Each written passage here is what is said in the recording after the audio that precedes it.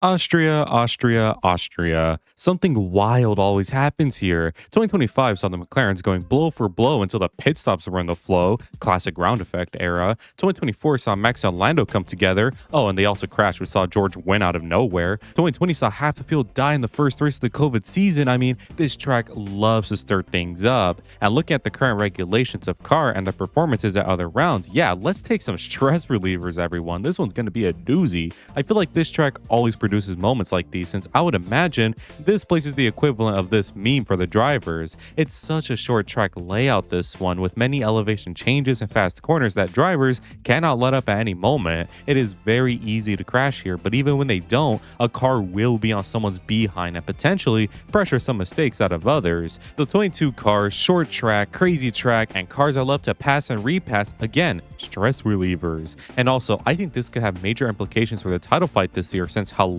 we could have it three-way soon. And even if it stays between the two Mercedes, the George Russell comeback can happen, since this weekend and a few upcoming ones feature tracks George Russell loves, tracks that also saw Kimi Antonelli struggle hard in last year too. I doubt history will repeat, but don't be surprised if it does. My personal belief is that George will lock in finally this week, and we're going to be fed with a delicious Merc 1v1 that, I don't know, could get spicy. I'm feeling it. Plus, McLaren always bodes well around here, so if they aren't blowing up for once, both Lando and Oscar will be in that fight. Red Bull also love the circuit with Max especially. Ferrari are fast again. Guys, stress relievers. So enough stalling. You get the gist by now. Let us recap the weekend and find some winners and losers from it. Subscribe if you like waffles or whatever they have in Austria, and let's get to quacking now. See those clouds up in the corner?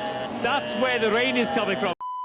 As always, we recap the weekend first, and heading into the sessions, the rise of fascism grows. MBS announced that when it comes to his term ending, what term? Term limits for the FIA presidency are gone now, and with age limits looking to be removed as well. Oh boy, because nothing says a man is fine with losing whatever power he obtained, quite like him changing the rules so he never has to give it up. The only man who could save us now is Sebastian Vettel with his militia of guerrilla fighters to seize back the power and give us changes we want, freedom back with the people, and all the landlords to be executed. Let's wait on that, actually. Anyways, also in the news, it seems Nikola Solov is all but guaranteed to be at Racing Bulls for 2027. He, of course, has been having a good F2 season. I mean, he is leading it and getting poles and wins out the wazoo, so to see him hyped and poised for F1 is a surprise to absolutely no one. What is a surprise, though, is the fact that it seems all but guaranteed already. Mind you, half the season hasn't even occurred, so while Nikola could be deserving of the seat, I hope this doesn't set a precedent for future talents going forward. Seriously, back in my day, only generational talents were rushed up the ladder. Please take it easy with all the other junior drivers, man. We don't need any more field prospects. Anyways, it's been a bit of a slow build up to the weekend, so let's jump right into Friday, where for the first time in a while, no sprints this weekend, just your good old free practice 1 and 2 for Friday. Again. Beginning with FP1, we saw some more rookie drivers in these sessions, but it's really just the same as last time with the addition of Hirakawa, an actual 40-year-old rookie, and Luke Browning, whose Williams actually worked this time. However, that ain't the main story, as Red Bull, McLaren, and Cadillac all had major problems this session. Max's Red Bull literally gave up the second it saw sunlight, both McLaren's, but really just Lando, of course, had some engine troubles, while of course, the Cadillacs broke down. However, interestingly, their car broke down in the places where new upgrades have been fitted. Coincidence? Maybe, but FP2 actually may confirm that it is an issue, since that session once more saw Checo's car break down with largely the same issues, with the addition of Valtteri this time, of course. Never change, Caddy, never change. This one also saw both Red Bull still complaining once more, but hey, McLaren didn't have a car issue this time. Instead, it was a driver issue. So yeah, all in all, classic 2026 F1, made more clear by Mercedes being a country mile ahead while Ferrari are in no man's land in second. I will say though, both Mercedes look comfortable, so I think a fight between Kimi and George is inevitable, and all I'm saying is, don't be shocked when they crash on lap 12. But in order for that to happen, they need to qualify for the race. So let's talk about Saturday with its FP3 and qualifying sessions. FP3 finally saw little to no issues for everybody, which means nothing of note happening except for Mr. George Russell finally being ahead of Kimi, which means a potential Mercedes fight for pole is on our hands. Anyways, now it's time for qualifying, and this one should be a good one. And all I'm saying is, given the field this week, a crash at turn 1 between the cars will be 100% guaranteed. Just charging out the jinxes today, aren't I? So after Cadillac struggled out the pit lane, Q1 saw nothing as per usual, just their usual Astons, Caddies, and Williams out. Q2 wasn't much better either, other than almost Max Verstappen getting eliminated Q2 due to him not going out for his second run. However, this was intentional, since with him now through, he now has an extra set of softs for the race. Will it be impactful? Judging by his car, I highly doubt it, but you know what? Who knows? It's Max. Shit happens, which is immediately vindicated since it's Q3, baby, and we have a scrap and a half for pole position. Mercs are 1-2 and Max is in P3, separated by less than a tenth. And as we head into the final runs, the Ferraris come out of nowhere to get pole in second, but before Max can respawn, he does a Charles Leclerc and overdrives it to the barrier. So with Max out and yellows at the final turns, Ferrari nabs up pole position and P2. George from basically full court comes out of nowhere and dumps his balls over the Ferrari with a lap 2/10 faster that was actually 5/10 faster had the yellows not been out. I mean, what a Q3. And as we head into the race, Ferrari are caught in a Mercedes sandwich. Could we have a Barcelona repeat with Charlie Kirk in the mix this time? Let us find out. Lap 1 begins and Russell retains his lead while literally everyone else is being pressured behind. Both Cadillacs then proceed to blow up as per usual, while Lewis gets past Charles shortly after, who gets passed by Max while Kimi holds up everyone behind. Some laps pass and now George is comfortably in the lead while Max and Lewis fight behind, where I think you know how it goes by now. So some more laps pass where things stay the same until a VSC comes out for Carlos Sainz, whose cars just disintegrate, and Kimi pits from the lead for his first stop. Only issue is he did this under green, so as he came out, then the VSC was deployed. Someone who did use it correctly though was Lewis Hamilton, who's going to try some Barcelona tactics here again, which fails spectacularly unfortunately, as Ferrari are truly down and out of the race now. Someone who isn't though is Max Verstappen, who is giving Russell a fight on the timing sheet and could very soon attempt to overtake, but George pits, which leaves Max to do the same a couple laps later, and as we head into lap 50, it's game on to see if Max can make up some 11 seconds on George, now on fresh rubber, but unfortunately he just can't do it. So despite it being very tight at the end, the laps run out and George Russell finally wins again from Verstappen and Kimi behind, who all had good races. So despite all that hyping I did at the beginning of the video, what an underwhelming race, man. I'm shocked. Now for the main event, the winners and losers first, and I have Aston Martin, who, hear me out, could actually escape soon. But as for this week, they're still 12 for 12, and I think you know the story by now. Every week it gets more sad, and if anything, worse. I mean, duh, of course it's bad. They're 1+ second away from the lead at a short track too, but I say it gets worse because with every weekend that passes, others bring upgrades, and this of course could potentially set their B-Spec car back as they just wait and wait and wait. Let's say that B-Spec car finds some 6 or 7 tenths in the car. Wow, what a major improvement, right? Well, not really, because they are 1 second behind currently, so now they are 3 tenths behind, still in last of course. Sure, maybe they could be more in the fight, especially on the crazy weekends, but some B-Spec car, right? Last place to last place is hardly an improvement. So unless these huge upgrades are basically a new car in every way,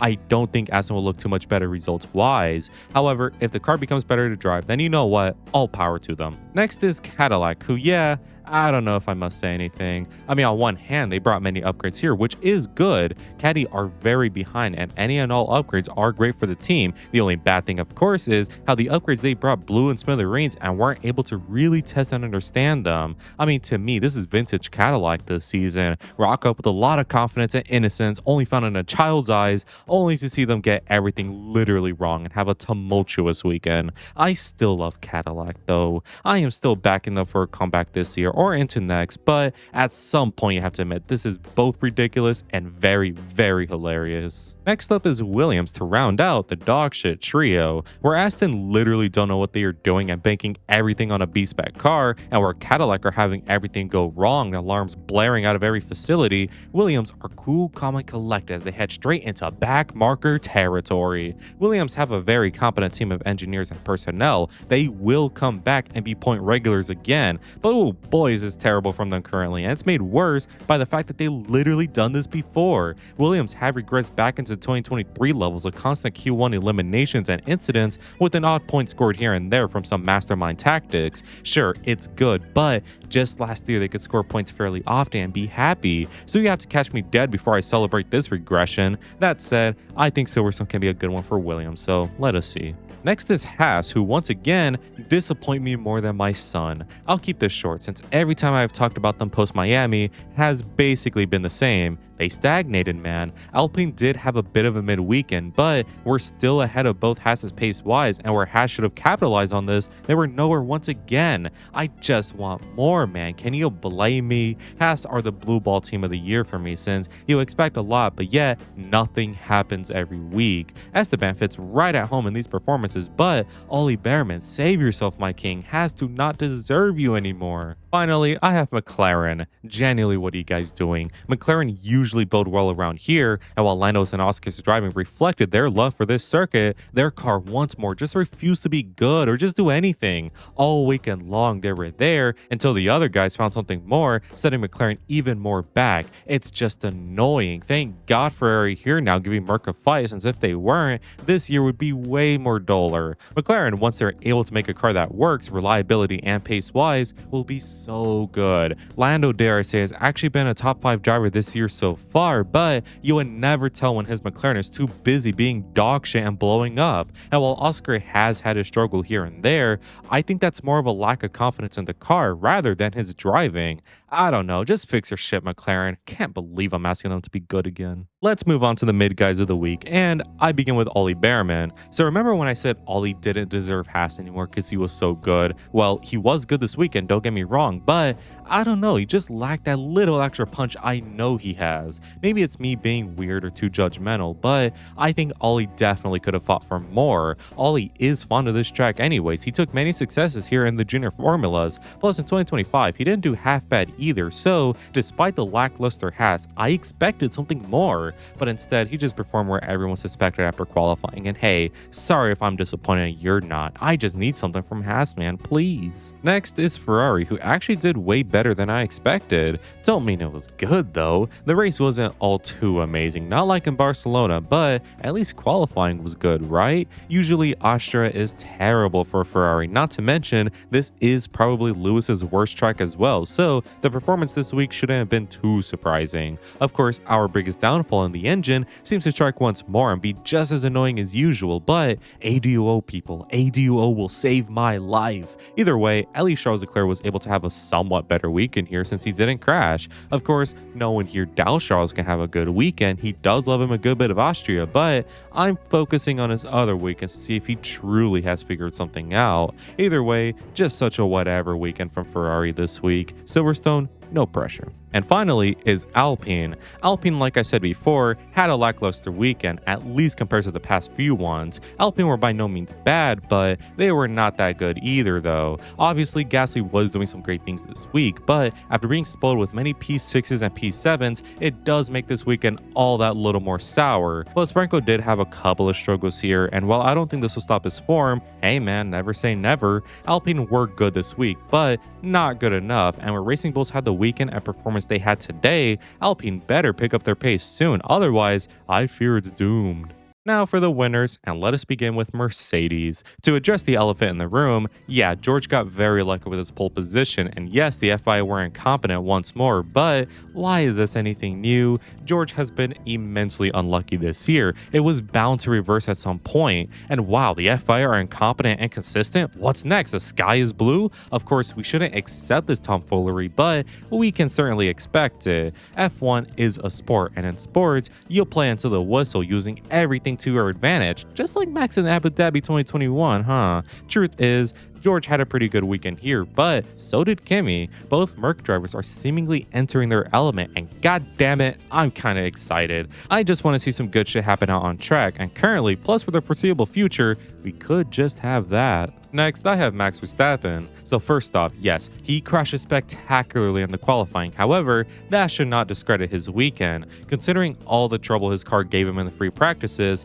he should have been at a major disadvantage, but no, he drove really well despite all the issues. Truly, if that crash in qualifying never happened, I would say this was his best weekend yet, but for now, let's say top 3. I really don't have much to say since, yeah man, it's Max. Of course he can do good even when shit goes terrible. Silverstone I suspect should be a much better weekend, and I don't know, maybe some more magic can happen. Let us find out. Next is Racing Bulls. Liam Lawson and Arvin Lindblad were cooking up some meals this week, the past few weekends actually. Whatever pace Racing Bulls have found recently, they better use it while Alpine and Haas play catch up since big things are up for grabs in the Constructors' Championship. Luckily, to accommodate the sweet car, they have sweet drivers who, while fast and careless, are still fast when they don't get into incidents, especially Liam Lawson, who has been having an almighty season. I think before we could say he is this redeemed driver, we need to see much more of the season since his performances could be because he's so used to the team now and knows how to extract 100% from the car. Look at Yuki's time, for example. So let's hold our breath with Liam, but it is looking great, and of course, Arvid is doing really well too for a rookie. Silverstone should be a fun one between all the midfield teams, and Chaos and Glory will very much be the minimum next weekend. Finally, I have Oscar Piastri. So yes, McLaren were pretty garbage this week since they just can't be in the fight at all. However, Piastri finally had a weekend where he seemingly did have that confidence I said he lacked. What can define the season going forwards is whether this weekend was an outlier for him or if this is the start of the turnaround. He was able to really compete well with the other guys, particularly the Ferraris. However, again, his McLaren car really needs to find a boost since the McLaren drivers do not deserve them at all. It's so sad. So before we end, let's see how my predictions and bingo ended up. My qualifying predictions were super duper wrong, but also kinda not really. My race predictions were also the same, but just a bit out of order and Piastri lists. My random prediction was definitely wrong, my bad George. Your predictions were very wrong, however, your qualies weren't even too bad interestingly. And finally, my bingo card is without any updates this week. So those were my winners and losers from the Austria weekend. Next up is Silverstone, and let's cut the BS. You know that one's gonna be good. Every year it is good, and dare I say, a top 3 weekend will take place next week. Anyways, I want to give a quick shout out to all my Brazil vlog for the continued support, and make sure to join if you want cool benefits as well as just helping me out. Anyways, if you enjoyed today's video, make sure you leave a like and subscribe since it really helps me out. Make sure to let me know in the comments who your winners and losers are, and as always, have an amazing day. Good weather for the duck.